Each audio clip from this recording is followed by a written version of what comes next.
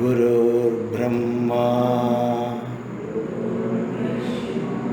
गुरुर्देवो महेश्वर गुरु साक्षात् परब्रह्म तस्मै श्री गुरवे नमः.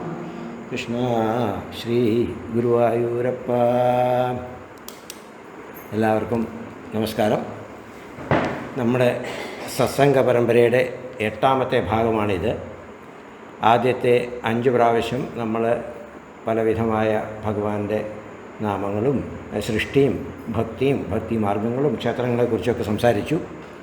കഴിഞ്ഞ 2 പ്രാവശ്യമായിട്ട് നമ്മൾ എടുത്ത ഈ ഒരു വിഷയം സംഖ്യാപ്രധാനമായിട്ട് നമ്മൾ കുറേ കാര്യങ്ങൾ അറിയുന്നുണ്ട്.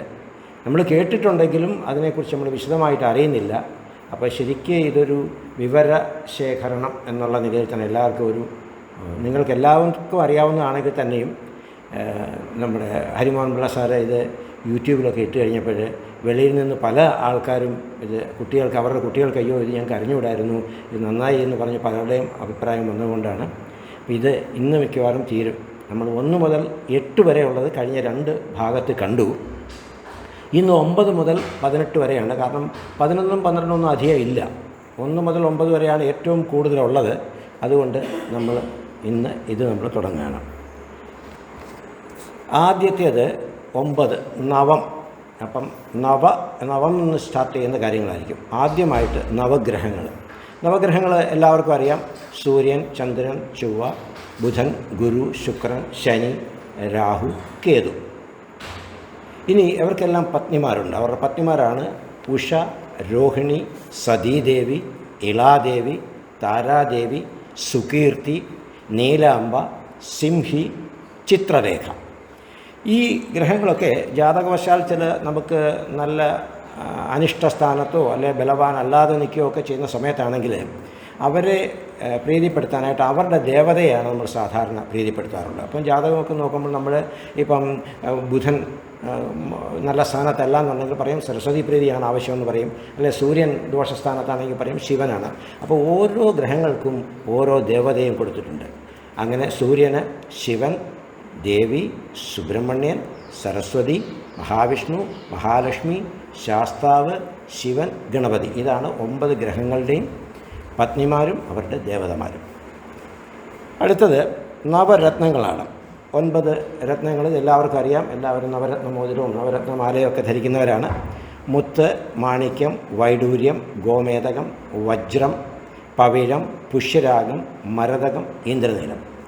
ഇവ പ്രധാനമായിട്ടും നേരത്തെ പറഞ്ഞതിൻ്റെ കൂട്ട് തന്നെ ജാതകവശാൽ ഏതെങ്കിലും ഗ്രഹങ്ങൾ ദുർബലനോ അല്ലെ അവരെ പ്രീതിപ്പെടുത്തുകയോ പുഷ്ടിപ്പെടുത്തണമെന്നുണ്ടെങ്കിൽ ആ ഗ്രഹങ്ങൾക്ക് വേണ്ട ഏത് ദേവതയാണോ ആ ദേവതയ്ക്ക് വേണ്ട. അപ്പോൾ സൂര്യൻ്റെ പുഷ്ടിപ്പെടുത്തണമെന്നുണ്ടെങ്കിൽ മാണിക്യം ധരിക്കണം, ശുക്രനാണ് വേണ്ടെങ്കിൽ വജ്രം ധരിക്കണം, ബുധനാണ് വേണ്ടെങ്കിൽ അങ്ങനെ അതിനു വേണ്ടിയുള്ളതാണ് ഈ നവരത്നങ്ങൾ.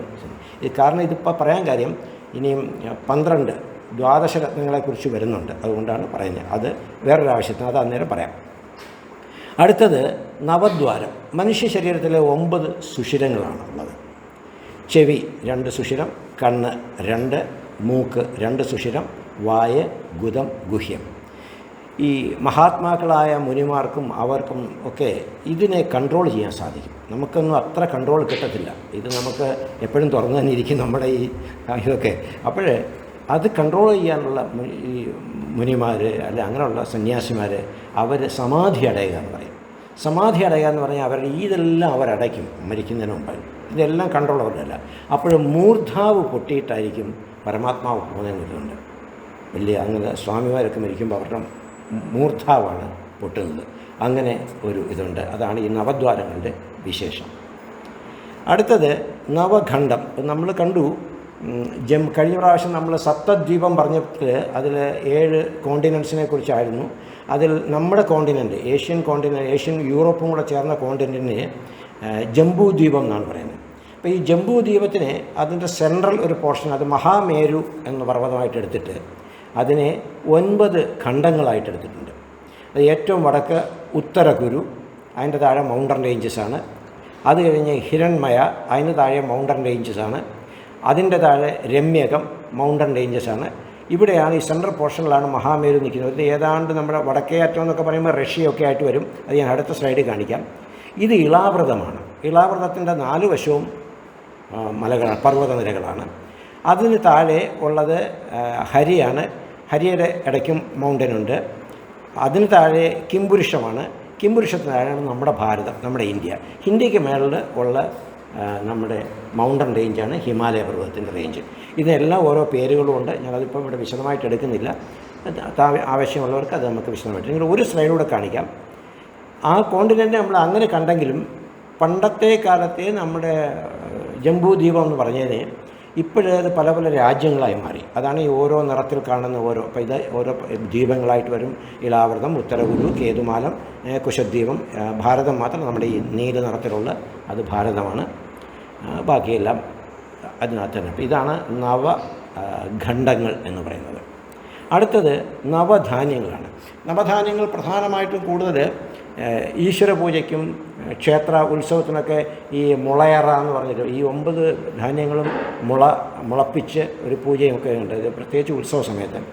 അതാണ് നവധാന്യങ്ങൾ. അതിനുവേണ്ടി നെല്ല്, ഗോതമ്പ്, കടല, എള്ള്, തുവര, പയർ, ഉഴുന്ന്, മുതിര, മൊച്ചട്ട എന്ന് പറയും. അതൊരു ചെടിയാണ്. ആ ചെടിയുടെ അതിന് വേറെയും പല പേരുകൾ പലരും പറയാറുണ്ട്. എങ്കിലും മൊച്ചട്ട എന്നാണ് സാധാരണ പറയാറുള്ളത്.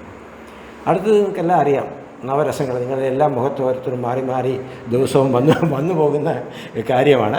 എങ്കിലും ശൃംഗാരം, ഹാസ്യം, ശാന്തം, അദ്ഭുതം, ഭയാനകം, ബീഭത്സം, രൗദ്രം, കരുണം, വീരം. ഇതാണ് 9 രസങ്ങൾ മനുഷ്യമുഖത്ത് വന്നു പോകും.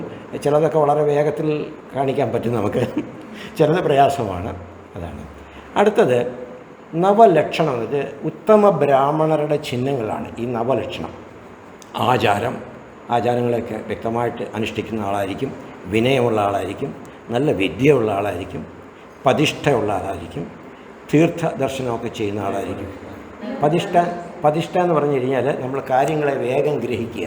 നമ്മളൊരു കാര്യം പറഞ്ഞ് ശ്രദ്ധയോടുകൂടി കേട്ടിട്ട് അത് നമ്മൾ പറഞ്ഞു തന്നെ. സാധാരണ നമ്മൾ കേൾക്കുമ്പോൾ കൺഫ്യൂഷൻ വരുന്നുണ്ട്. നമ്മൾ പറയുന്ന ഒന്ന് അവർ മനസ്സിലാക്കുന്നത് അത് പ്രതിഷ്ഠ. അതാണ് നിഷ്ഠ ഉള്ള നമ്മുടെ ഡെയിലി റൂട്ടീനൊക്കെ നിഷ്ഠ പോലെ കൊണ്ടുപോകും. വേദപഠനം, തപസ്, ദാനം. ഇതാണ് ഉത്തമ ബ്രാഹ്മണരുടെ 9 ലക്ഷണങ്ങൾ. അടുത്തത് നവയോഗികളാണ്. കവി, ഹരി, അന്തരീക്ഷൻ, പ്രബുദ്ധൻ, പിപ്പലായനൻ, ആവിഹോത്രൻ, ദ്രമിഡൻ, ചമസൻ, കരഭാജനൻ. ഇവരൊക്കെ ഓരോ യോഗ വിദ്യയിൽ പ്രഗത്ഭരായിരുന്നു. പല യോഗവിദ്യകളുണ്ട്. അതിൽ നവയോഗികളുണ്ട്. അത് നമുക്ക് വിശദമായിട്ട് പിന്നീട് നമുക്ക് നോക്കാൻ പറ്റും. ഈ നവശക്തികൾ എന്ന് പറയുമ്പോൾ നമ്മൾ നവരാത്രികളിൽ പൂജിക്കുന്ന ദേവിയല്ല, ദേവിയുടെ വിവിധ രൂപങ്ങളാണ്.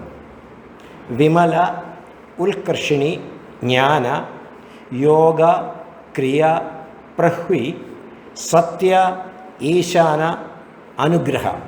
ഇത്രയും 9 രൂപങ്ങളാണ് ദേവിക്കുള്ളത്.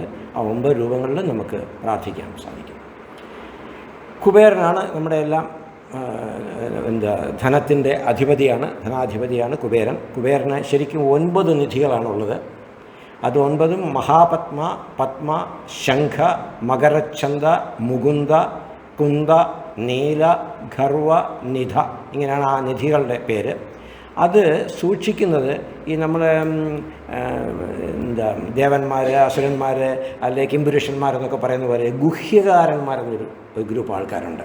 അവരാണ് ഈ നിധി സൂക്ഷിക്കുന്ന ആൾക്കാർ. കുബേരൻ്റെ ആൾക്കാരാണ് അവരെന്നാണ്. അടുത്തത് നവദോഷങ്ങൾ. ഇതും ജ്യോതിഷ സംബന്ധമായതാണ്. ഒരു ദിവസത്തിൽ തന്നെ ഈ പറഞ്ഞ 9 അശുഭവേളകൾ വരും. ഗുളിക സമയം ഉണ്ടാവും, വിഷ്ണു ഉണ്ടാവും, ഗണ്ണാന്ധം ഉണ്ടാകും, വിഷഘടിക ഉണ്ടാകും, ഉഷ്ണഘടിക ഉണ്ടാകും, ഏകാർഗളം, സർപ്പശിരസ് എന്ന് പറയുന്നതാണ് നമ്മുടെ രാഹുകാലം, ലാടം എന്നുണ്ടെങ്കിൽ വൈധൃതം. അങ്ങനെ 9.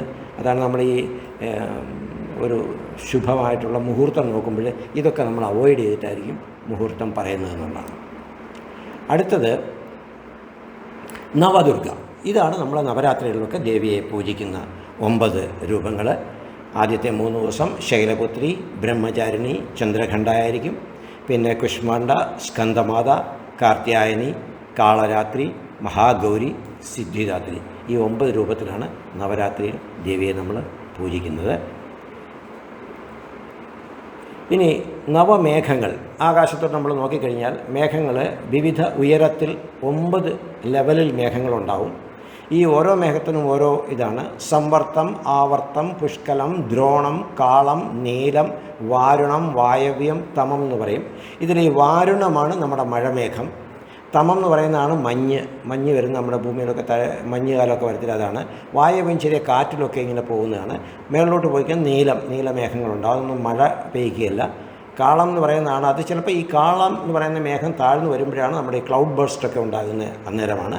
മേളിലോട്ടുള്ള ഏറ്റവും മേളിലുള്ള മേഘ ലെവലുകളാണ്. അതിന് വലിയ ഇതൊന്നുമില്ല, വലിയ ഉപദ്രവങ്ങളൊന്നുമില്ല.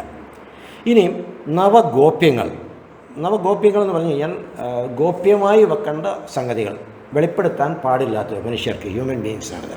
ഒന്ന് വയസ്സ്. പക്ഷേ ഇത് ആയിരിക്കും ഒരാൾ കണ്ട് ആദ്യം ചോദിക്കുക ഇതായിരിക്കും, എത്ര വയസ്സുണ്ട്, എവിടാ ജോലി, ഇങ്ങനെയൊക്കെ, എന്താ മന്ത്രം ജപിക്കുന്നത്, അല്ലെ ഏത് മരുന്നാണ് കഴിക്കുന്നത്. അപ്പോൾ ഇതൊന്നും ആരോടും പറയാൻ പാടില്ലെന്നാണ് നിയമം.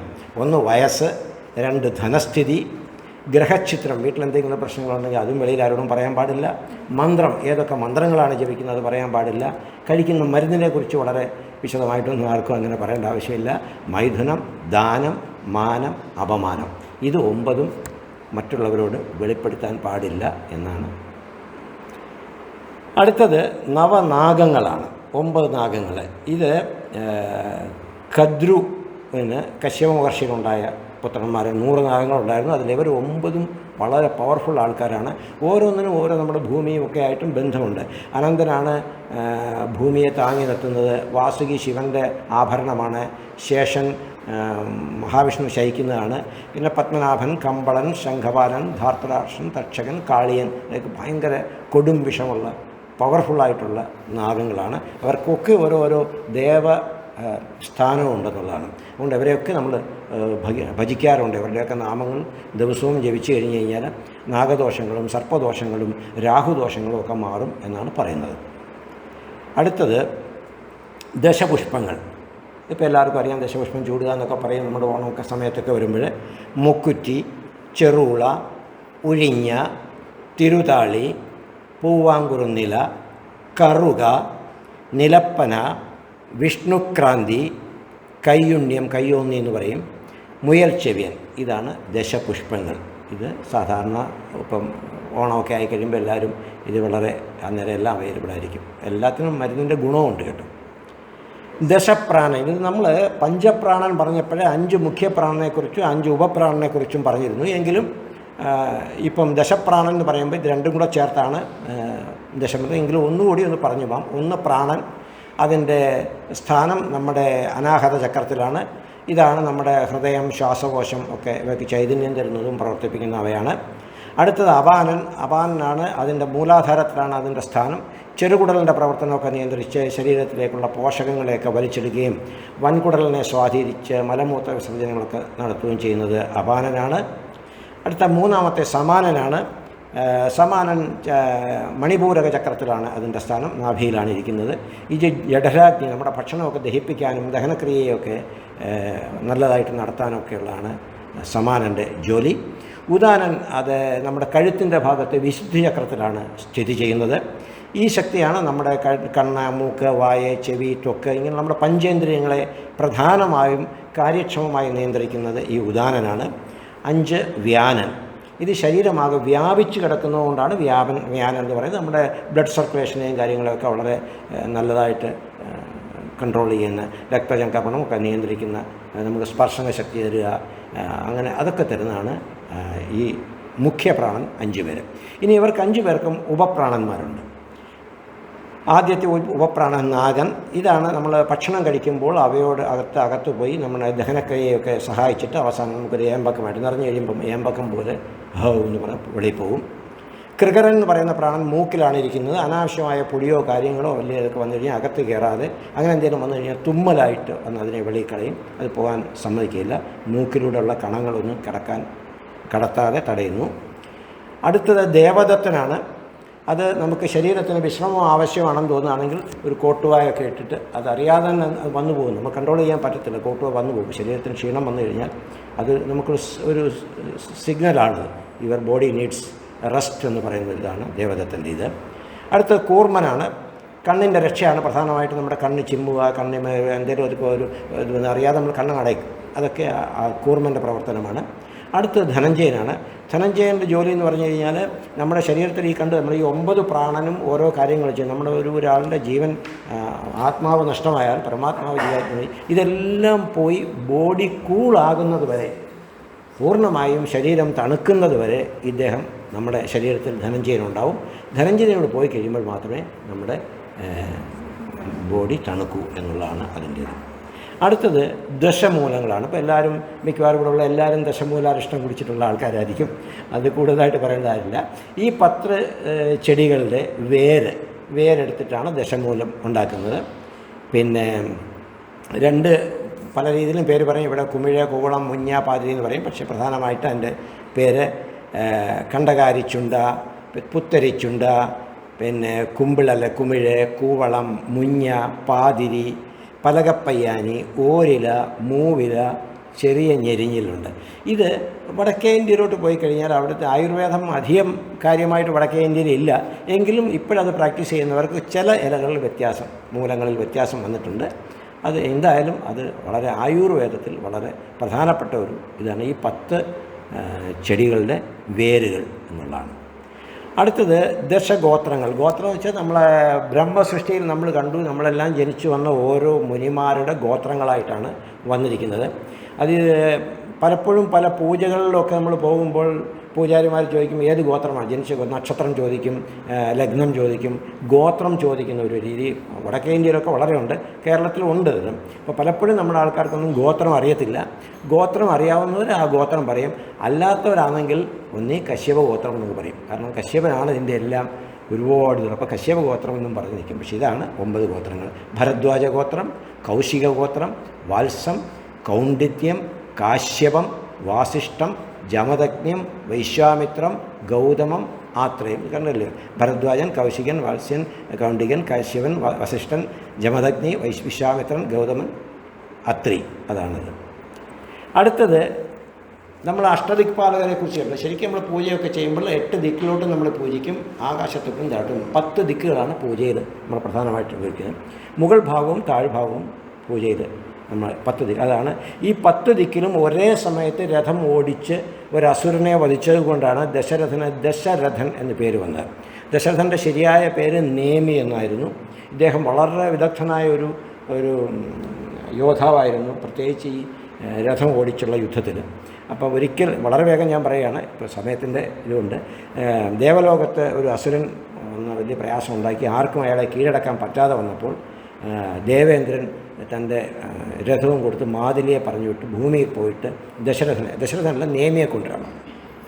അപ്പോൾ നേമി വന്നിട്ട് സ്റ്റഡി ചെയ്തു. അപ്പോൾ ആ അസുരൻ്റെ പ്രത്യേകത എന്ന് പറഞ്ഞാൽ അയാൾ ഒരിടത്ത് പ്രത്യക്ഷമാവും, അവിടോട്ട് അമ്പ് കഴിയുമ്പോഴത്തേനും അയാൾ അപ്രത്യക്ഷമായി വേറൊരിടത്ത് പ്രത്യക്ഷമാവും. ഒരു കാരണവശാലും അയാളെ നമുക്ക് വധിക്കാൻ പറ്റത്തില്ല. ബുദ്ധിമാനായ നേമി നമ്മുടെ ദശരഥൻ ഈ അപ്രത്യക്ഷമായി പ്രത്യക്ഷമാകുന്ന സമയം മനസ്സിൽ കണക്ക് കൂട്ടി. It may be fraction of A second, micro seconds, milli seconds. അത് കണക്കാക്കിയിട്ട് ഈ സമയത്തിനുള്ളിൽ ഈ 8 ദിക്കും ആകാശവും താഴെ 10 ദിക്കുകളും ഇയാൾ രഥം ഓടിക്കും. അപ്പോൾ അയാൾ എവിടെ നിന്നാലും കാണാൻ പറ്റും അസുരനെ. അയാൾക്ക് മറയാൻ പറ്റത്തില്ല. അയാൾ ഈ പ്രത്യക്ഷമായി അപ്രത്യക്ഷമാകുന്ന സമയത്തിനിടയിൽ ഈ 10 ദിക്കുകളും നേൻ കടന്നു. അപ്പോൾ അങ്ങനെ അയാളെ വധിച്ചു. അതിന് വേണ്ടിയിട്ടാണ് 10 രഥങ്ങൾ കൊടുത്തുവെന്നും ദശരഥൻ 10 ദിക്കുകളിലും ഒരേ സമയത്ത് രഥം ഓടിച്ചു എന്നുള്ള പേരിലാണ് ദശരഥൻ എന്ന പേര് വന്നത് നേമിക്ക്.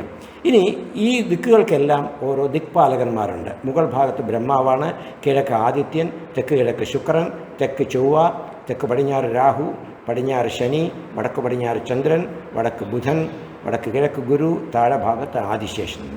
ഇതിനൊക്കെ ഓരോ അതിദേവതയുണ്ട്. ഇതാണ് നമ്മുടെ ക്ഷേത്രങ്ങളെക്കുറിച്ച് നമ്മൾ പറഞ്ഞു, ബലിക്കല്ലുകളെക്കുറിച്ച് പറഞ്ഞു.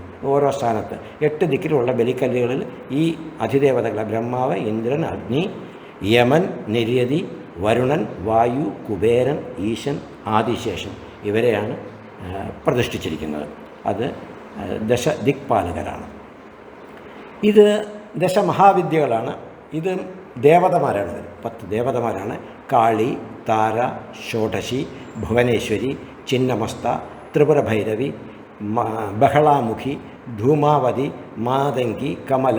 ഈ ബഹളാമുഖിയും ത്രിപുരഭൈരവിയും ചിന്നമസ്കയൊക്കെ ഓരോരോ സ്റ്റേറ്റിൽ ഓരോരുത്തരെയാണ് പൂജിക്കുന്നത്. നമ്മൾ ഭുവനേശ്വരിയൊക്കെ നമ്മുടെ കേരളത്തിലൊക്കെ കുറേ പൂജയുണ്ട്, ഭുവനേശ്വരിയൊക്കെ ഉണ്ടാകും. കാളി പൂജയൊക്കെ കൂടുതലും നോർത്ത് ഇന്ത്യയിലാണ്, എങ്കിൽ കേരളത്തിലും ഉണ്ട്. ബാക്കിയുള്ളതൊക്കെ ഓരോരോ സ്റ്റേറ്റുകളിലാണ് അത് കൂടുതലായിട്ട് ഉള്ളത്. ദശാവതാരം എല്ലാവർക്കും അറിയാവുന്നതാണ്, അത് പ്രത്യേകിച്ച് പറയേണ്ട ആവശ്യമില്ല. മത്സ്യം, കൂർമ്മം, വരാഹം, നരസിംഹം, വാമനൻ, പരശുരാമൻ, ശ്രീരാമൻ, ബലരാമൻ, ശ്രീകൃഷ്ണൻ, കൽക്കി. നമ്മുടെ വരും കാലങ്ങളിലുള്ള നമ്മുടെ സത്സംഗങ്ങളിലെ ഓരോ അവതാരങ്ങളായിട്ട് നമുക്ക് വിശദമായിട്ടെടുത്ത് അത് നമുക്ക് പറയാവുന്നതാണ്. അടുത്ത വ്യസനങ്ങളാണ്. ഇത് രാജാക്കന്മാർക്കും സാധാരണ ആൾക്കാരും ചെയ്യാൻ പാടില്ലാത്ത കാര്യങ്ങളാണ്. സ്ത്രീ സേവ, ദ്യൂതം, മൃഗയ, മദ്യം, നൃത്യം, ഗീതം, വ്യാധാടനം എന്ന് പറഞ്ഞാൽ വെറുതെ ലാത്തി നടക്കുക, വാദ്യം, പരദൂഷണം, ദിവാസ്വപ്നം, ഇത് പാടില്ല. ഇത് ചെയ്താൽ നമുക്ക് വ്യസനം, ദുഃഖങ്ങളെ കൊണ്ടുവരൂ എന്നാണ് പറയുന്നത്. അതുപോലെ ഈ ദശപാപങ്ങൾ, ഈ 10 കാര്യങ്ങൾ ചെയ്തു കഴിഞ്ഞാൽ പാപമാണ്, മഹാപാപമാണ്.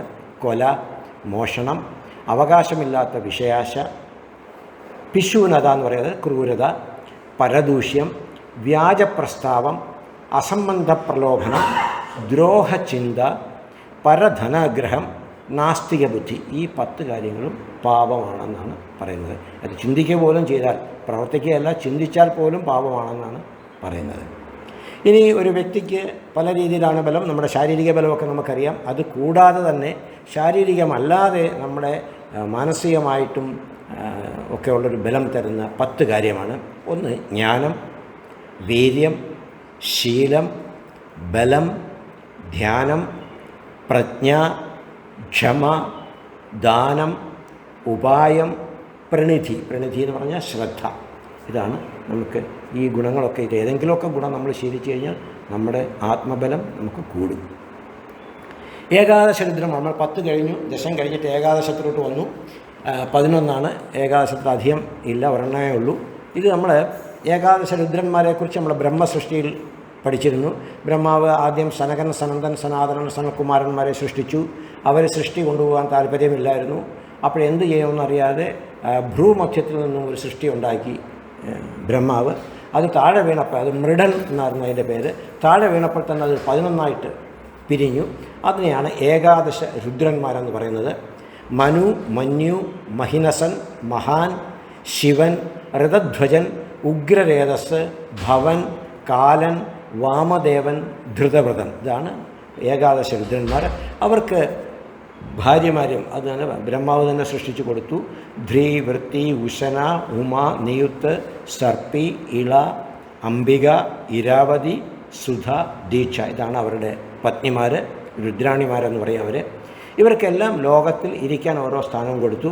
മനുവിന് മനുഷ്യൻ്റെ ഹൃദയത്തിലാണ്, മന്യുവിന് മനുഷ്യരുടെ ഇന്ദ്രിയങ്ങളിലാണ്, മഹിനസന് പ്രാണൻ, മഹാൻ ആകാശം, ശിവൻ വായു, ഋതധ്വജന് അഗ്നി, ഉഗ്രരേതസിന് ജലം, ഭവന് പൃഥ്വി, കാലന് സൂര്യൻ, വാമദേവന് ചന്ദ്രൻ, ധൃതവ്രതന് തപസ് ചെയ്യാനുള്ള ഇതാണ്. ഇതിൽ ഈ ഏകാദശരുദ്രന്മാർക്ക് ഓരോ മന്വന്തരത്തിലും ഭരിക്കാനുള്ള അവകാശം കൊടുത്തിട്ടുണ്ട്. അതാണ് ഇപ്പോഴത്തെ നമ്മുടെ ശിവൻ. ഇപ്പോഴത്തെ നമ്മുടെ മഹാദേവനായിട്ട് നമ്മൾ ഭജിക്കുന്ന നമ്മുടെ ശിവനാണ്. ഈ മന്വന്തരത്തിൽ ശിവനാണ് പ്രധാനം, രുദ്രന്മാർ. അതുകൊണ്ടാണ് നമ്മൾ ശിവനെ ഇപ്പോൾ എടുക്കുന്നത്. അടുത്ത 12 ദ്വാദശ രാശികൾ. ഇതും അത്ര പ്രാധാന്യമുള്ള കാര്യമല്ല, എങ്കിലും പറഞ്ഞു പോകാം. എല്ലാവർക്കും അറിയാം, നമ്മുടെ ഭൂഗോളത്തിന് നമ്മൾ 30 ഡിഗ്രി വരുന്ന 12 രാശികളായിട്ട് തിരിച്ചിട്ടാണ് ജാതകവും കാര്യങ്ങളൊക്കെ നോക്കുന്നത്. മേടം, ഇടവം, മിഥുനം, കർക്കിടകം, ചിങ്ങം, കന്നി, തുലാം, വൃശ്ചികം, ധനു, മകരം, കുംഭം, മീനം എന്നിങ്ങനെ 12 രാശികളാണ്. ഈ ഓരോ രാശിയിലും ഒരു രാശിയിൽ വിശദമായിട്ട് പറയാം. ഇത് എക്സാമ്പിൾ, ഇത് മേടം രാശി. അതിന് ചരരാശി എന്ന് പറയും. 3 ടൈപ്പാണ് രാശികൾ: ചരരാശി, സ്ഥിരരാശി, ഉഭയരാശി എന്ന് പറയും. അവിടുത്തെ ദേവത അഗ്നിയാണ്, കിഴക്ക് ഭാഗത്താണ്.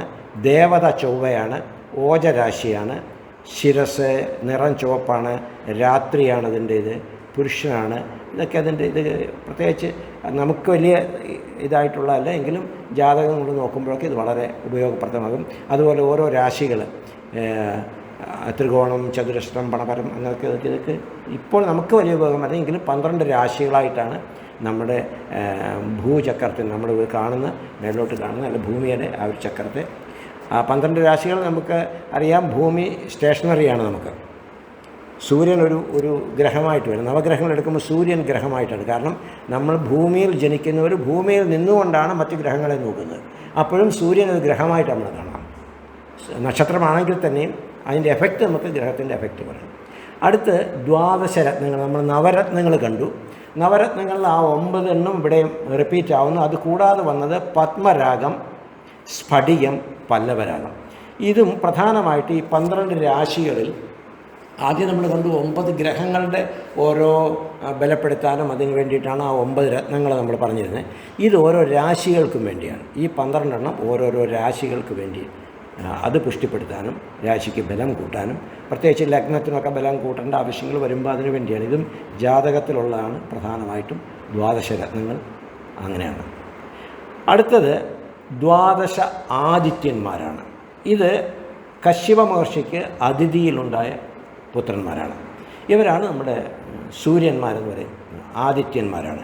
ഇതിലും കണ്ടോ, നേരത്തെ നമ്മൾ 6ാമത്തെ ഇപ്പോൾ ശിവനാണെന്ന് പറയുന്ന റൂട്ട്, ഇതിൽ 6ാമത്തെ ആൾ സൂര്യനാണ്. ഇപ്പോഴത്തെ മന്വന്തരത്തിൽ സൂര്യനാണ് നമ്മുടെ ആദിത്യൻ. അത് മാറി മാറി ഓരോ മന്വന്തരത്തിലും മാറി വരും. ആദ്യത്തെ ധാതാവ്, മിത്രൻ, ആര്യമാവ്, രുദ്രൻ, വരുണൻ, സൂര്യൻ. അതാണ് നമ്മുടെ ഇപ്പോഴത്തെ ആദിത്യൻ. ഈ മന്വന്തരത്തിലെ ആദിത്യനാണ്. ഭഗൻ, വിവസ്വാൻ, പൂഷാവ്, സവിതാവ്, ത്വഷ്ടാവ്, വിഷ്ണു, ഒരു ക്രമെന്നും പറയാറുണ്ട് അവരെ. ഇതാണ് 12 ആദിത്യന്മാർ. അടുത്തത് 12 ജ്യോതിർലിംഗങ്ങളാണ്. ജ്യോതിർലിംഗം എന്ന് പറഞ്ഞാൽ ശിവലിംഗം തന്നെയാണ്. ഇതിൻ്റെ പ്രത്യേകത എന്ന് പറഞ്ഞു കഴിഞ്ഞാൽ ജ്യോതിർലിംഗത്തിന് നിത്യപൂജ ആവശ്യമില്ല. ജ്യോതിർലിംഗം ഉള്ള ഒരു സ്ഥലത്ത് അല്ലെങ്കിൽ ഒരു ക്ഷേത്രം അനേകം 1000 വർഷം പൂട്ടിക്കിടന്നു കഴിഞ്ഞാലും ചൈതന്യം കുറയത്തില്ല. ബാക്കിയുള്ള നമ്മൾ പ്രാണപ്രതിഷ്ഠ ചെയ്ത് നമ്മുടെ ചൈതന്യം കൊടുത്ത് നിത്യപൂജകൾ കൊണ്ട് അവിടെ നമ്മൾ ചൈതന്യം കൊടുത്തിട്ടാണ് ബാക്കി ക്ഷേത്രങ്ങളെല്ലാം നിലനിൽക്കുന്നത്. എന്നാൽ ജ്യോതിർലിംഗങ്ങൾക്ക് അതിൻ്റെ ആവശ്യമില്ല. 1000 വർഷം പൂട്ടിക്കിടന്നു കഴിഞ്ഞാലും ഒരു പൂജയിൽ കിടന്നു കഴിഞ്ഞാലും അത് കൊടുത്തില്ല. അപ്പോൾ ഇവിടെ ദർശനം നടത്തുന്നതൊക്കെ വളരെ പുണ്യമായിട്ടാണ് കാണുന്നത്. ആദ്യത്തെ സോമനാഥ ക്ഷേത്രം ഗുജറാത്തിലാണ്. മല്ലികാർജുന ക്ഷേത്രം അത് ആന്ധ്രാപ്രദേശിലാണ്. മഹാകാളേശ്വര ക്ഷേത്രം അത് ഉജ്ജയിനി മധ്യപ്രദേശിലാണ്. ഓംകാരേശ്വര ക്ഷേത്രം അത് മധ്യപ്രദേശിലാണ്, ആത്മേശ്വരം എന്ന് പറയും. നമ്മൾ വൈദ്യനാഥൻ എന്ന് പറയും. വൈദ്യനാഥനാണ് അത് ബീഹാറിലുള്ളൊരു ക്ഷേത്രമാണ്, ശിവൻ്റെ ക്ഷേത്രമാണ്. ഇവിടെ കേരളത്തിലും വൈദ്യനാഥ ക്ഷേത്രങ്ങൾ പലതുമുണ്ട്. കണ്ണൂരൊരു വൈദ്യനാഥ ക്ഷേത്രമുണ്ട്, ശിവൻ്റെയാണ്. ഇത് ജ്യോതിർലിംഗങ്ങളിൽ വരുന്നത് ബീഹാറിലെയാണ്. ഭീമാശങ്കർ ഇത് മഹാരാഷ്ട്രയിലുള്ളതാണ്. രാമേശ്വരം അത് നമ്മുടെ തമിഴ്നാട്ടിൽ രാമേശ്വരം, നിങ്ങൾ പലരും പോയിട്ടുണ്ടാകും. അടുത്തത് നാഗേശ്വരലിംഗം അത് ഗുജറാത്തിലാണ്. ത്രയംബകേശ്വർ അത് നാസിക്കിൽ മഹാരാഷ്ട്രയിലാണ്. കേദാർനാഥ് ഹിമാലയ പർവ്വതത്തിൽ ഉത്തർപ്രദേശിലാണ്. ഗുമേശ്വർ എന്ന് പറയും, അത് മഹാരാഷ്ട്രയാണ്, ഗുമേശ്വർ ക്ഷേത്രം. പിന്നെ കാശി വിശ്വനാഥ് ക്ഷേത്രം. ഇതാണ് 12 ജ്യോതിർലിംഗ ക്ഷേത്രങ്ങൾ. ഇത് 12 വളരെ ഫേമസാണ്. ഇവിടെ ഏതെങ്കിലുമൊക്കെ ദർശനം നടത്താൻ സാധിച്ചാൽ നമ്മുടെ ഒരു പുണ്യമായിട്ടും നല്ലതായിട്ടും നമുക്ക് തോന്നും. അടുത്തത് 12 പുത്രന്മാർ. എന്താ ഇങ്ങനെ 12 പുത്രന്മാരെന്ന് ചോദിക്കാം. ഈ പുത്രന്മാരെന്ന് ഉദ്ദേശിക്കുന്നത് നമ്മളുടെ ശേഷക്രിയകൾ, ഒരാളുടെ ജീവിതത്തിന് ശേഷം അദ്ദേഹത്തിന് വേണ്ട ബലിയിടാനും ശേഷക്രിയകൾ ചെയ്യാനും ഉള്ള പുത്രന്മാരായിട്ടാണ് ഇവരെ കണക്കാക്കുന്നത്. അതായത് നമ്മൾ ഒരാൾക്ക് 12 രീതിയിലുള്ള പുത്രന്മാരെ നമുക്ക് സ്വീകരിക്കാം, ഉണ്ടാകാം. അതിലാർക്കും അത് ചെയ്യാനുള്ള അവകാശം, ശേഷക്രിയ ചെയ്യാനുള്ള പല ആൾക്കാരും കുട്ടികളില്ലാത്തവരൊക്കെയോ ഞങ്ങളുടെ കാലശേഷം എന്ത് ചെയ്യും എന്നൊക്കെ വിഷമിക്കുക ഇല്ല. അതിനൊക്കെ മാർഗമുണ്ട്. ഒന്ന് ഔരസൻ എന്ന് പറയും. ഔരസൻ എന്ന് പറഞ്ഞാൽ സവർണയായ ഭാര്യയെ തനിക്ക് പിറന്ന പുത്രൻ. അപ്പോൾ നമ്മുടെ കുട്ടികൾ, നമ്മുടെ പുത്രന്മാരെ, അവരെ നമുക്ക് നമ്മുടെ പുത്രൻ, അതിന് ഔരസൻ എന്ന് പറയും. രണ്ടാമത്തെ പുത്രികാസുതൻ. പുത്രികാസുതൻ എന്ന് പറഞ്ഞാൽ പുത്രിയുടെ മകൻ, പുത്രൻ്റെ മകനല്ല, പുത്രിയുടെ മകന് ആ ഒരു അവകാശം ഉണ്ട്. നമുക്ക് വേണ്ട കർമ്മങ്ങൾ ചെയ്യാനുള്ള അവകാശമുണ്ട്. മൂന്നാമത്തേത് ക്ഷേത്രജൻ.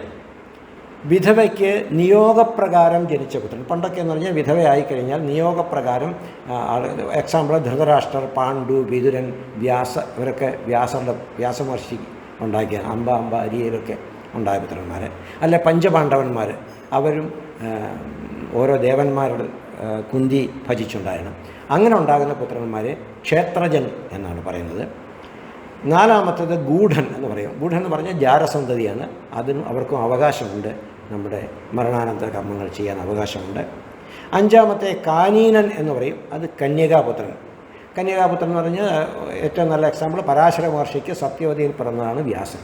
വ്യാസൻ കാനീനനാണ്. കാരണം അവർ വിവാഹം കഴിച്ചിട്ടില്ല, കന്യകയായിരുന്നു, കന്യകയിൽ പിറന്നു, പിന്നെ അവർക്ക് യാതൊരു ഇതുമില്ല. അങ്ങനെ ഉണ്ടായതാണ് കാനീനൻ, വ്യാസമഹർഷിയാണ്. അടുത്തത് പൗനർഭവൻ, രണ്ടാമത്തെ ഭർത്താവിൽ ജനിച്ച പുത്രൻ. അവർക്കും കർമ്മങ്ങളൊക്കെ ചെയ്യാനുള്ള അവകാശങ്ങളൊക്കെ ഉണ്ടാകും. അടുത്തത് ദത്തുപുത്രൻ, അതറിയാം, നമ്മൾ അഡോപ്റ്റഡ് ചൈൽഡാണ്, അവർക്കും അവകാശങ്ങളൊക്കെ ഉണ്ട്. അടുത്തത് കൃത്രിമൻ, അതായത് പുത്രന്മാരില്ലാത്തവർ മരിക്കുന്നതിന് മുമ്പായി തൻ്റെ ശേഷക്രിയ ചെയ്യാൻ മുതലിന് അവകാശിയായി സ്വീകരിക്കാം. നമ്മുടെ പ്രോപ്പർട്ടിയും കാര്യങ്ങളൊക്കെ അവർക്ക് കൊടുക്കാം. You have to do this എന്നൊരു കണ്ടീഷൻ വെച്ചിട്ട് ചെയ്യുന്നതിനാണ് കൃത്രിമൻ എന്ന് പറയുന്നത്. അയാൾക്ക് ആ അവകാശം മാത്രമേ ഉള്ളൂ, മുതൽ കിട്ടും, വേറെ ബന്ധങ്ങളൊന്നും ഉണ്ടാകുന്നില്ല.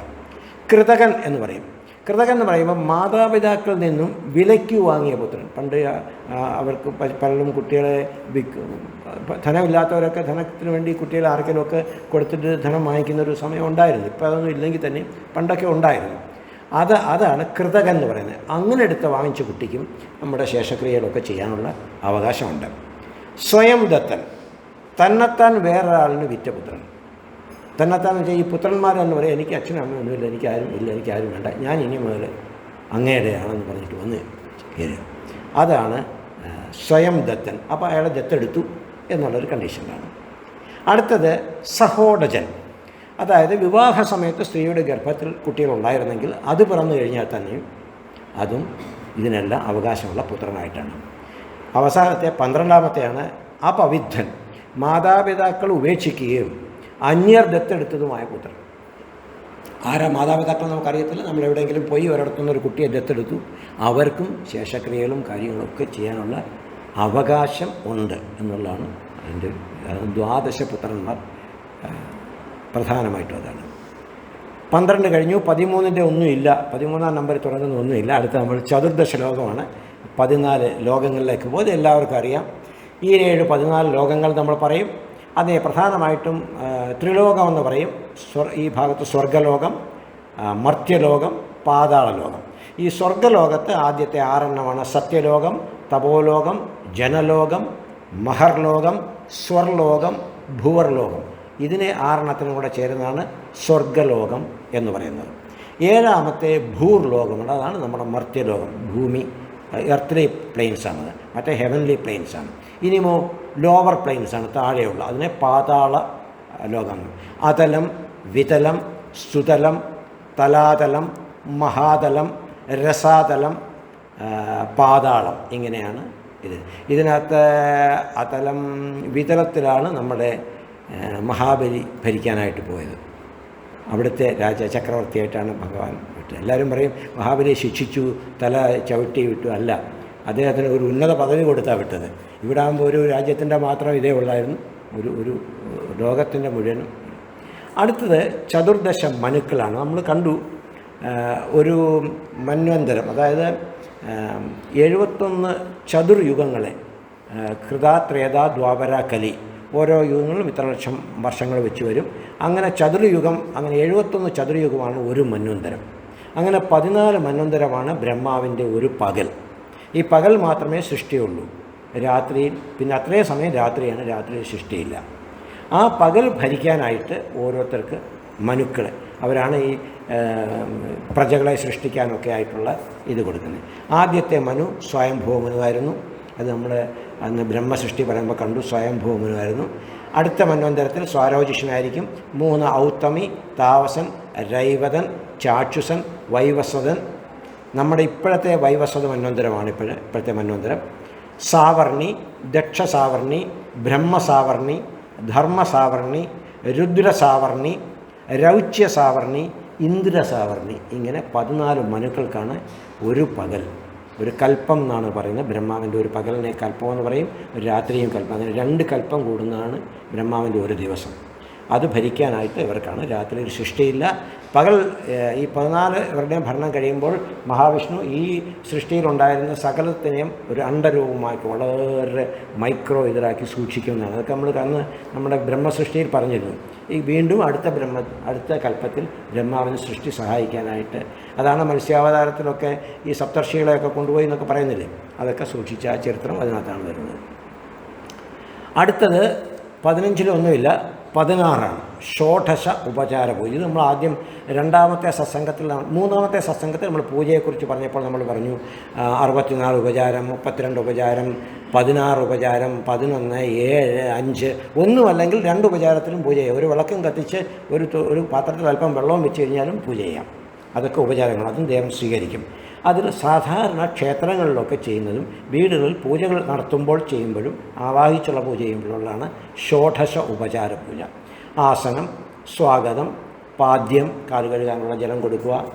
അത് ആസനം സമർപ്പയാമി, സ്വാഗതം പാദ്യം അർഘ്യം സമർപ്പയാമി എന്ന് പറഞ്ഞ് മന്ത്രം ജപിച്ചിട്ടായിരിക്കും കൊടുക്കുന്നത്. 4ാമത്തെ അർഘ്യം, പൂജയ്ക്കുള്ള ജലം കൊടുക്കും. ആചമനീയം, വായ കഴുകാനുള്ള ജലം കൊടുക്കും. അത് കഴിയും മധുവർക്കം, ഈ അതിഥിയെ സൽക്കരിക്കാനൊരു പാനീയം ഉണ്ടാക്കും. ഒരു പ്രത്യേക രീതിയിലാണ് ഇതുണ്ടാക്കുന്നത്. അത് തേനും ഒക്കെ ചേർത്തിട്ടുണ്ടാക്കുന്നൊരു പാനീയമാണ്. പുനരാചമനീയം, ഇത് കുടിച്ചു കഴിഞ്ഞ ശേഷം വീണ്ടും വായൊക്കെ കഴുകണം. അതിനുശേഷം കുളിക്കാൻ പോകാൻ പറയും. കുളിച്ചെല്ലാം കഴിഞ്ഞ് വസ്ത്രമൊക്കെ മാറും, ആഭരണങ്ങളെ ധരിക്കാം. പിന്നെ ഗന്ധവും പുഷ്പവും ധൂപവും ഒക്കെ കഴിച്ച് നമുക്ക് പൂജ ചെയ്യാം.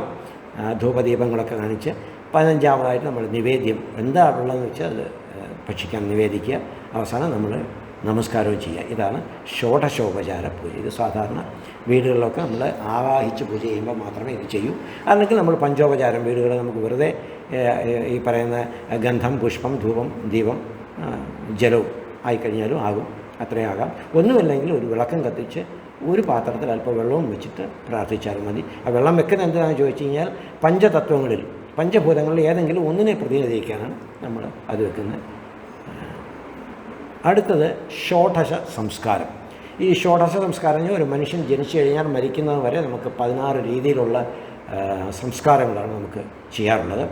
ആദ്യത്തെ 3 ഗർഭധാനം, പുംസവനം, സീമന്തം. ഇത് 3 ഗർഭ അവസ്ഥയിൽ ചെയ്യുന്നതാണ്. ഗർഭധാനം, ആദ്യമായിട്ട് കുട്ടി അമ്മയുടെ വയറ്റിൽ ജനിച്ചു.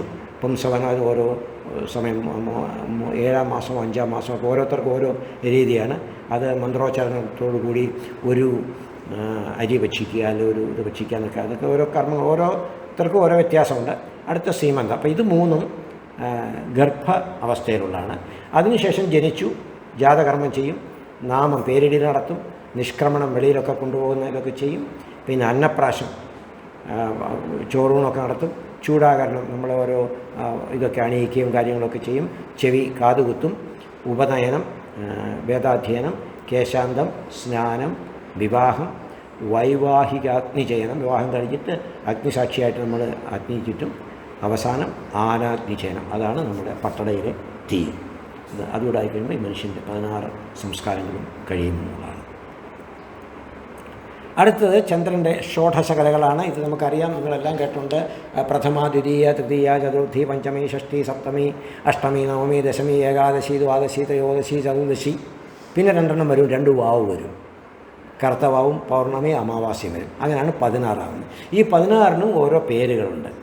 അമൃത, മാനത, പൂഷ, ത്വഷ്ടി, പുഷ്ടി, രതി, ധൃതി, ശിശിനി, ചന്ദ്രിക, കാന്തി, ജ്യോത്സ്ന, ശ്രീ, പ്രീതി, അങ്കന, പൂർണ്ണ, മൃഗ. ഇതാണ് 16 ചന്ദ്രൻ്റെ കലകൾ. അടുത്തത് അഷ്ടാദശ പുരാണങ്ങളാണ്. 18 കടക്കുകയാണ് നമ്മൾ. 18 കടക്കുമ്പോൾ നമ്മുടെ സമയം കറക്റ്റായിട്ട് നമുക്ക് പോകും. 18 പുരാണങ്ങളാണ് നമുക്കുള്ളത്. അതെല്ലാവർക്കും അറിയാം. ഓരോ പുരാണത്തിലും എത്ര ശ്ലോകം വെച്ചുണ്ടെന്ന് നോക്കാം. ആദ്യത്തെ ബ്രാഹ്മപുരാണമാണ്. ബ്രാഹ്മപുരാണത്തിൽ ഇതെല്ലാം വ്യാസമഹർഷി രചിച്ചതാണ്. ആദ്യത്തെ ബ്രാഹ്മപുരാണത്തിൽ 1000 ശ്ലോകങ്ങളേ ഉള്ളൂ. അത് കഴിഞ്ഞ് പത്മപുരാണമാണ് രണ്ടാമത്. ഇതിനകത്ത് സംശയം വരാം, ഭാഗവത പുരാണം അഞ്ചാമത് വന്ന എന്താണ്, 18ാമതായിട്ടാണ് ജയിച്ചതെങ്കിലും അതിന് അഞ്ചാമത്തെ പ്രാധാന്യം വെച്ച് നോക്കുമ്പോൾ അഞ്ചാമത്തെ പ്രാധാന്യമായിട്ടാണ് കണക്കാക്കുന്നത്. അതുകൊണ്ടാണ് അഞ്ചാമത് വന്നിരിക്കുന്നത്. പത്മപുരാണത്തിൽ 55,000 ശ്ലോകങ്ങൾ, വൈഷ്ണവ പുരാണത്തിൽ 23,000, ശിവപുരാണത്തിൽ 24,000, ഭാഗവത പുരാണത്തിൽ 18,000, നാരദ പുരാണത്തിൽ 25,000, മാർക്കണ്ഡേയ പുരാണത്തിൽ 9,000, അഗ്നിപുരാണത്തിൽ 15,400, ഭവിഷ്യപുരാണത്തിൽ 14,500, ബ്രഹ്മവൈവർത്തം എന്ന പുരാണത്തിൽ 18,000, ലിംഗപുരാണത്തിൽ 11,000, വരാഹപുരാണത്തിൽ 24,000, സ്കന്ദപുരാണത്തിൽ 18,100, വാമനപുരാണത്തിൽ 10,000, കൂർമ്മപുരാണത്തിൽ 17,000, മത്സ്യപുരാണത്തിൽ 14,000, ഗരുഡപുരാണത്തിൽ 19,000, ബ്രഹ്മാണ്ഡ പുരാണത്തിൽ 12,000. ഇങ്ങനെയാണ് 18 പുരാണങ്ങൾ. ഇനി ഇതേ പുരാണങ്ങൾക്ക് 18 ഉപപുരാണങ്ങളുമുണ്ട്. അതാണ് സനൽകുമാരം, നാരസിംഹം, നാരദീയം, ശിവപുരാണം, ദുർവാസം, കാപിലം, മാനവം, ഔശാനം, നന്ദികേശ്വരം, വാരുണം, കാളിയം, മഹേശ്വരം, സാംബം, സൗരം, പരാശര്യം, കൽക്കി, മാരീചം, ഭരതി. ഈ പേരുകളൊക്കെ നിങ്ങൾ കേട്ട് പരിചയമുള്ളവർ തോന്നും. നരസിംഹം കേട്ടിട്ടുണ്ട്, നാരദൻ കേട്ടിട്ടുണ്ട്, ശിവൻ കേട്ടിട്ടുണ്ട്, ദുർവാസാവ് കേട്ടിട്ടുണ്ട്, കപിലൻ കേട്ടിട്ടുണ്ട്. അങ്ങനെ നന്ദികേശ്വരൻ, കാളിയൻ, വരുണൻ, ഇതൊക്കെ ഈ ഉപപുരാണങ്ങൾ പഠിക്കുമ്പോഴാണ് നമ്മൾ വിശദമായ കഥകൾ, ചെറിയ ചെറിയ കഥകൾ പഠിക്കുന്നത്. ഫോർ എക്സാമ്പിൾ, ഏതെങ്കിലും ഒരു ഇതെടുത്ത് കഴിഞ്ഞാൽ നമ്മൾ പാഞ്ചാലി പറയും. പാഞ്ചാലിയെക്കുറിച്ച് എല്ലാവർക്കും പാഞ്ചാല രാജാവിൻ്റെ മകളായിരുന്നു, അങ്ങനെ ചെയ്ത് ഇത് ചെയ്തിട്ട് അങ്ങനെ അർജുനൻ കല്യാണം കഴിച്ചത്. ഈ പാഞ്ചാലിയുടെ പൂർവ്വജന്മങ്ങൾ, അല്ലെ നാരദൻ്റെ പൂർവ്വജന്മങ്ങൾ, പാഞ്ചാലിയുടെ പൂർവ്വജന്മം, ഇങ്ങനെയൊക്കെയുള്ളവരുടെ പൂർവ്വജന്മങ്ങൾ എന്തോ ഒരു ശാപം കൊണ്ടോ ഇതുകൊണ്ടൊക്കെയാണ് അവർ ഇതൊക്കെ. നമ്മൾ മഹാവിഷ്ണുവിൻ്റെ ജയവിജയന്മാരെക്കുറിച്ച് പറഞ്ഞിട്ടില്ലേ, 3 ജന്മങ്ങളെടുത്തിട്ടാണ് അവർ, ഭഗവാൻ തന്നെ വന്നിട്ട് അതിനാണ് അവതാരങ്ങളൊക്കെ എടുത്ത്. അങ്ങനെ ഈ പൂർവ്വജന്മങ്ങളും വളരെ വെൽ നിറ്റ് സ്റ്റോറീസാണ് നമ്മുടെ പുരാണങ്ങളൊക്കെ. ഒരു കുറ്റം പോലും നമുക്ക് പറയാൻ പറ്റത്തില്ല. എല്ലാത്തിൻ്റെ എവിടെയെങ്കിലും ഒരു ചോദ്യം നിങ്ങൾ ചോദിച്ചു കഴിഞ്ഞാൽ അതിനുത്തരം വേറെ പുരാണത്തിലുണ്ട്. ഇവിടെ അതിൻ്റെ വലിപ്പം കൊണ്ടോ അല്ലെ ഇത്ര പറയാൻ പറ്റാത്തത് കൊണ്ട് വേറൊരു പുരാണത്തിൽ പറഞ്ഞിരിക്കുന്നു എന്നേ ഉള്ളൂ. ഉത്തരം എല്ലാത്തിലും ഉണ്ട്. എന്തുകൊണ്ട് അവരിങ്ങനായി, എന്തുകൊണ്ട് ഇവരിങ്ങനായി, എന്തുകൊണ്ട് അങ്ങനായി എന്ന് ചോദിച്ചു കഴിഞ്ഞാൽ ഓരോന്നിനും അത് വിശദമായിട്ടുണ്ട്. അടുത്ത് നമ്മുടെ കഴിഞ്ഞ ദിവസം പറയുകയും ചെയ്തു, നമ്മൾ ശ്രീകൃഷ്ണ ലീലകളെക്കുറിച്ച് പറയുമ്പോൾ പൂതനാമോക്ഷത്തെക്കുറിച്ചൊക്കെ പറയും. പൂതന എന്ന് പറഞ്ഞു കഴിഞ്ഞാൽ മഹാബലിയുടെ മകളായിരുന്നു. അപ്പോൾ അന്നേരം ആ കഥ അന്നേരം വിശദം പറയും. അപ്പോൾ അതൊക്കെ ഈ കഥകളൊക്കെ അറിയാമെങ്കിൽ ഇങ്ങനെയുള്ള ഉപപുരാണങ്ങൾ വായിക്കുമ്പോഴാണ് അത് നമുക്ക് വിശദമായിട്ട് കിട്ടുന്നത്. അടുത്തത് അഷ്ടാദശ ദ്വീപുകൾ. ഇപ്പോൾ നമ്മൾ നേരത്തെ നമ്മുടെ നവഖണ്ഡങ്ങൾ നമ്മൾ കണ്ടു, ഏഷ്യയിലെ ഓരോ രാജ്യങ്ങൾ. ഇപ്പോൾ അതെല്ലാം ചേർന്ന് പല പല ഇതായിട്ടുണ്ടെങ്കിൽ തന്നെയും 9ആയിട്ടായിരുന്നുള്ളത്. അതുപോലെ അഷ്ടാദശ ദ്വീപുകൾ എന്ന് പറയും. ഇതിനകത്ത് എന്തോ നമുക്കൊരു ചെറിയൊരു, എനിക്കും സത്യം പറഞ്ഞാൽ മനസ്സിലായിട്ടില്ല. സിംഹളം, ജോനകം, ജാവകം, ചീന, തുളുവം, കുടകം, കൊങ്കണം, കന്നഡം, കൊല്ലം, തെലുങ്കുനാട്, കലിംഗം, വങ്കം, ഗംഗം, മകടം, കൗഡാരം, കൗഡം, കൗസലം, തമിഴകം. ഇത് നോക്കുമ്പോൾ ഇതെല്ലാം നമ്മുടെ ഭാരതത്തിലെ തന്നെ ഓരോ സ്ഥലങ്ങളാണ്. അല്ലാതെ വന്നിട്ടുള്ളത് സിംഹളം ശ്രീലങ്കയാണ്. പക്ഷെ അതും അന്ന് ഭാരതത്തിനോട് ചേർന്ന് കിടന്നു എന്നാണ് പറയുന്നത്. പിന്നീട് ഈ കോണ്ടിനെൻ്റൽ ഡ്രിഫ്റ്റ് ഉണ്ടായപ്പോൾ ഈ ശ്രീലങ്കയൊക്കെ അകന്നു പോയി എന്നാണ് പറഞ്ഞത്. അല്ലെങ്കിൽ ഇന്ത്യയോട് ചേർന്ന് കിടന്നാണ് അത്. ഒരു സമയത്ത് ഞാൻ പറയാം, അതിൻ്റെ കംപ്ലീറ്റ് ഉണ്ട്. പണ്ട് ഇതെല്ലാം ഒന്നിച്ച് കിടന്നാണ്. അതൊരു ഡ്രിഫ്റ്റ് ഉണ്ടായിട്ട് പോയതാണ്. അത് ഈ ചന്ദ്രൻ ഭൂമിയിൽ നിന്നും പോയി കഴിഞ്ഞപ്പോൾ അതാണ് ഉണ്ടാകുന്നത്. അപ്പോൾ വങ്കം ബംഗാളാണ്. ഇതിന് കേരളത്തിൽ തന്നെ കുറച്ചുണ്ട്. കൊല്ലം, തുളു, കുടക്, കൊങ്കൺ, ഇങ്ങനെയൊക്കെ ഉള്ളത്. അപ്പോൾ ഇതെന്തായാലും മേ ബി ഞാനും സാറും കൂടെ കഴിഞ്ഞ ദിവസം പറയായിരുന്നു, അന്ന് എന്നൊക്കെ ഇപ്പം നമ്മൾ കൊല്ലം എന്ന് പറയാൻ കാര്യം, കൊല്ലത്തിന് മുമ്പായിട്ട് അഷ്ടമുടിക്കായലുണ്ട്. ഈ അഷ്ടമുടിക്കായലിന് അപ്പുറത്ത് കിടക്കുന്നതായതുകൊണ്ട് അതിനെ ഒരു ദ്വീപായിട്ട് കണക്കാക്കി കാണാം. അതുകൊണ്ടാകാം അതങ്ങനെ വന്നതെന്ന് വിശ്വസിക്കുന്നു. ആർക്കെങ്കിലും അതിനെക്കുറിച്ച് കൂടുതൽ അറിവ് കിട്ടുകയാണെങ്കിൽ തീർച്ചയായിട്ടും ഷെയർ ചെയ്യുക. അത് വളരെ ഉപകാരപ്രദമായിരിക്കും. ഇത് എല്ലാവർക്കും അറിയാവുന്നതാണ്. അഷ്ടാദശ പർവ്വങ്ങൾ മഹാഭാരതത്തിലെ 18 പർവ്വങ്ങളാണ്. ആദിപർവം സഭ, വനം, വിരാടം, ഉദ്യോഗം, ഭീഷ്മം, ദ്രോണം, കർണം, ശല്യം, സൗത്വികം, സ്ത്രീ, ശാന്തി, അനുശാസനം, അശ്വമേധികം, ആശ്രമവാസികം, മൗസലം എന്ന് പറഞ്ഞാൽ യുദ്ധത്തിൻ്റെയാണ്, മഹാപ്രസ്ഥാനികം, സ്വർഗാരോഹണം. ഇതാണ് ഈ മഹാഭാരതത്തിലെ 18 പർവ്വങ്ങൾ. ഓരോന്നും വിശദമായിട്ട് പഠിക്കുന്നത് നല്ല. അടുത്തത് അഷ്ടാദശ വിദ്യകളാണ്. വിദ്യാഭ്യാസം നമ്മൾ ഇന്നത് പറയുന്നുണ്ട്. ഇന്ന് നമ്മൾ ഓരോരോ വിഷയങ്ങളാണ് പഠിക്കുന്നത്. സത്യം പറഞ്ഞാൽ വിദ്യകളല്ല നമ്മൾ പഠിക്കുന്നത്. വിദ്യാഭ്യാസം എന്ന് പറയുന്നുണ്ടെങ്കിലും വിഷയങ്ങളാണ് നമ്മൾ പഠിക്കുന്നത്. ശരിക്കും വിദ്യകളെന്ന് പറഞ്ഞാൽ വേദങ്ങൾ 4 പഠിക്കണം, വേദാംഗങ്ങൾ 6 പഠിക്കണം, ന്യായശാസ്ത്രം പഠിക്കണം, ധർമ്മശാസ്ത്രം പഠിക്കണം, പുരാണങ്ങൾ പഠിക്കണം, ആയുർവേദം പഠിക്കണം, ധനുർവേദം, ഗാന്ധർവം, അർത്ഥശാസ്ത്രം. ഇതാണ് 18 വിദ്യകൾ. ഇത് എത്രയും വിദ്യകൾ നമുക്ക് പഠിക്കാൻ പറ്റുന്നു അത്രയും നല്ലതായിരിക്കും. നമ്മുടെ അറിവും ജ്ഞാനവും കൂടും എന്നുള്ളതാണ്.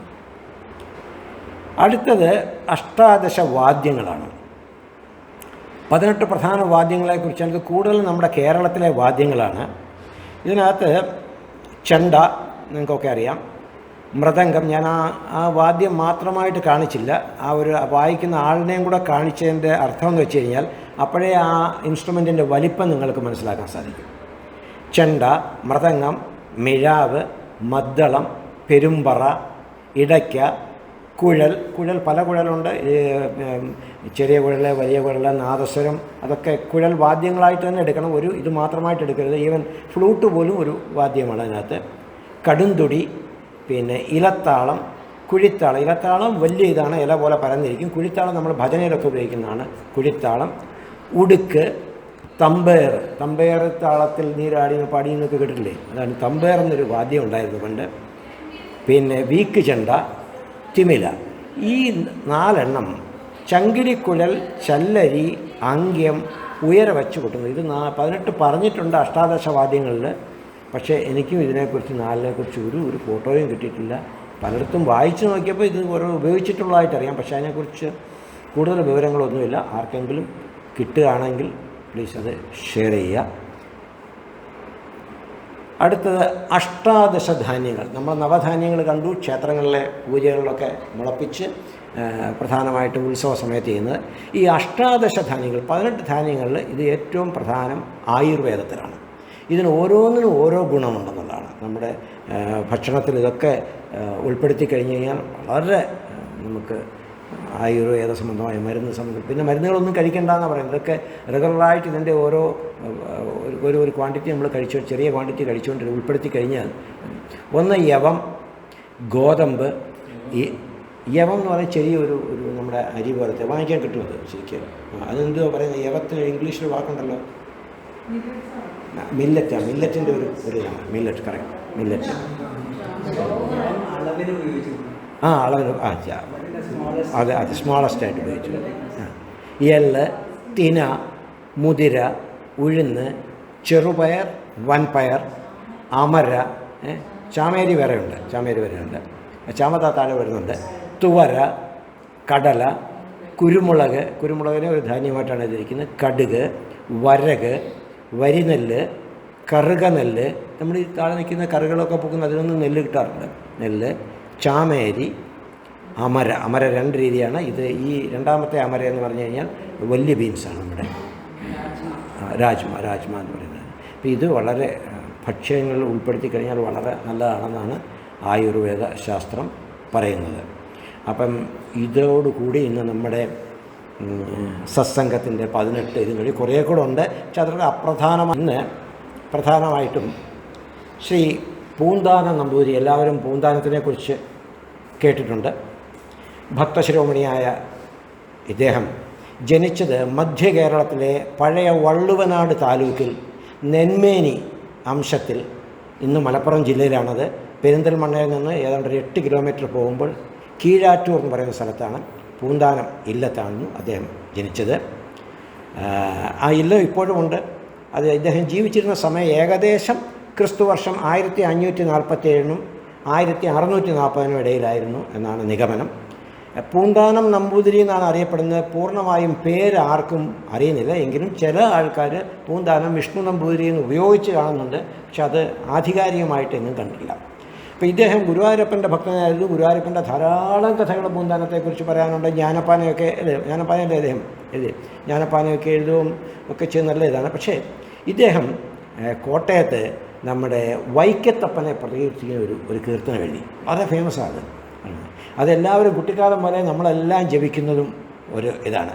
അപ്പോൾ ആ ഒരു കീർത്തനം, നരനായിങ്ങനെ ജനിച്ചു ഭൂമിയിൽ, അത് നമുക്കെല്ലാവർക്കും വേണ്ടിയിട്ട് ഇന്ന് നമ്മുടെ ഈ പൃഥ്വിയിലെ ഭജനസംഘം ഞാൻ അറിയാതെ ഉപയോഗിക്കുക, എന്തെങ്കിലും ഒരു വാക്ക് പറയണമല്ലോ, എങ്കിലും നമ്മുടെ സ്ത്രീകളെല്ലാം കൂടെ നാരായണീയവും വിഷ്ണു സഹസ്രനാമവും ലളിതാ സഹസ്രനാമവും ഒക്കെ ജപിക്കുന്ന ഒരു ഗ്രൂപ്പ് നമുക്കുണ്ട്. അവർ ഇന്ന് ഇവിടെ നമുക്ക് വേണ്ടി അവർ അത് പാടുന്നതായിരിക്കും.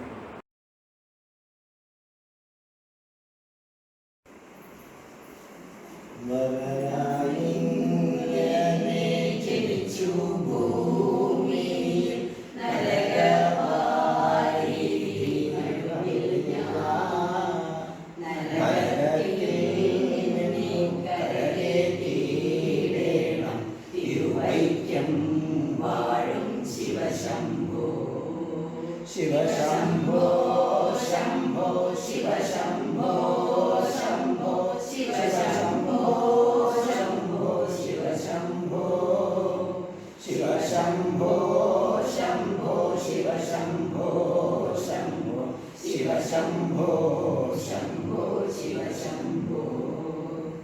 മരണകാലത്തെ ഭയത്തെ ചിന്തിച്ച മതിമറന്നു മനതാരിൽ വന്നു വിളയാടിയിടേണം തിരുവൈക്കം വാഴും ശിവശംഭോ.